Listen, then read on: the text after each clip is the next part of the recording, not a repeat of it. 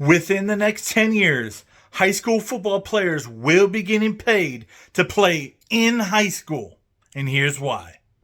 It's been a slow build to college NIL, but it eventually came along, and now we have sort of embraced it as college football fans. We accepted the reality, should we say anyway.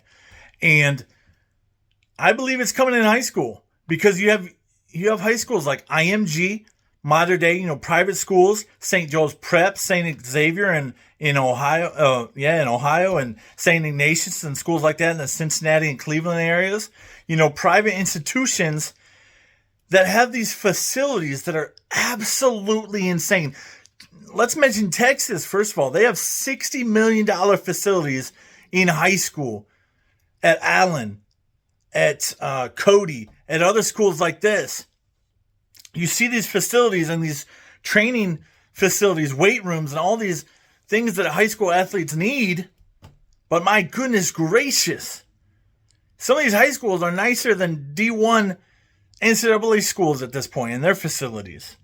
So you have these private institutions, and they are recruiting. Now, recruiting in high school has been a thing for a long, long time. Probably since the 50s, maybe even before then. It's just always been a thing. But now that these IMG-specific schools, let's be honest, they're not really schools. They're, training grounds for athletes. I remember Fork Union, Virginia Military Academy. That's another one that comes to mind.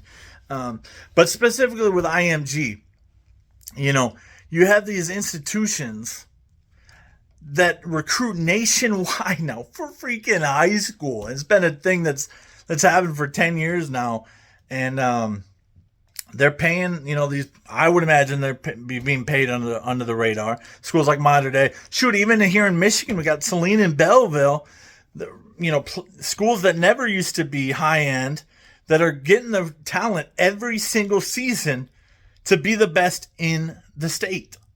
There's so much money to be made, and there's so much money being made in high school now. It's absolutely outrageous to think that, high school facilities in Texas, Ohio, Florida, Georgia, California have these facilities that just absolutely blow your mind if you were to tour them. We see all these college players coming in, and they feel entitled to money.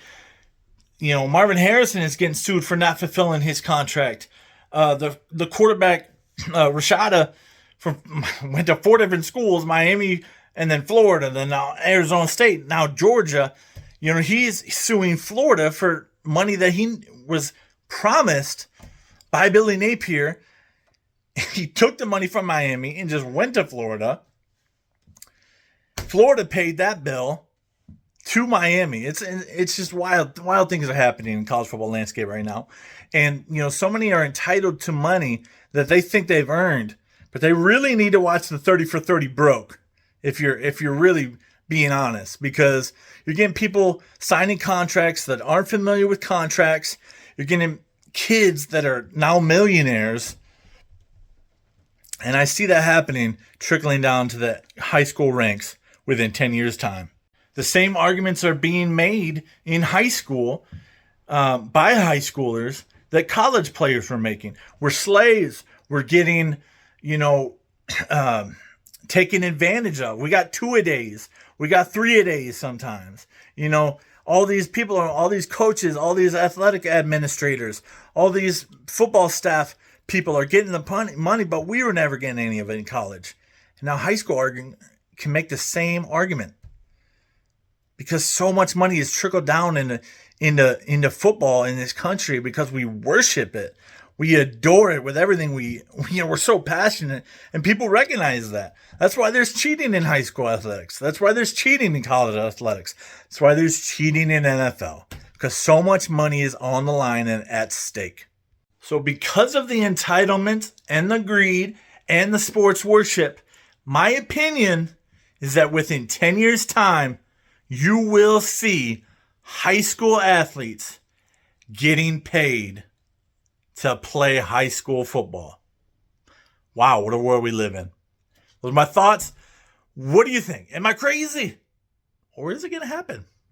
Leave your thoughts down below. I'd love to hear your opinion on this. Go Bucks and God bless. That's it for today for Buckeyes Battle Cry. We'll see you on the next one. Later.